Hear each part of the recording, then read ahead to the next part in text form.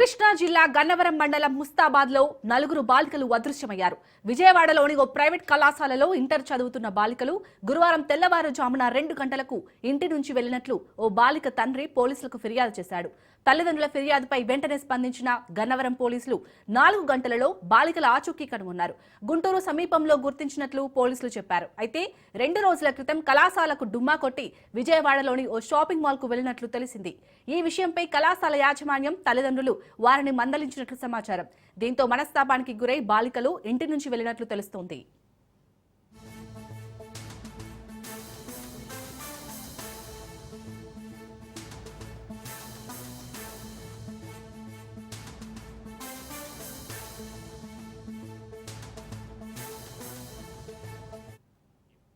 కృష్ణా జిల్లా గన్నవరం మండలం ముస్తాబాద్లో నలుగురు బాలికలు అదృశ్యమయ్యారు. విజయవాడలోని ఓ ప్రైవేట్ కళాశాలలో ఇంటర్ చదువుతున్న బాలికలు గురువారం తెల్లవారుజామున 2 గంటలకు ఇంటి నుంచి వెళ్లినట్లు ఓ బాలిక తండ్రి పోలీసులకు ఫిర్యాదు చేశాడు. తల్లిదండ్రుల ఫిర్యాదుపై వెంటనే స్పందించిన గన్నవరం పోలీసులు 4 గంటలలో బాలికల ఆచూకీ కనుగొన్నారు. గుంటూరు సమీపంలో గుర్తించినట్లు పోలీసులు చెప్పారు. అయితే 2 రోజుల క్రితం కళాశాలకు డుమ్మా కొట్టి విజయవాడలోని ఓ షాపింగ్ మాల్ కు వెళ్లినట్లు తెలిసింది.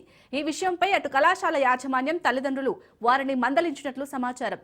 దీంతో మనస్తాపానికి గురై బాలికలు ఇంటి నుంచి వెళ్లినట్లు తెలుస్తోంది.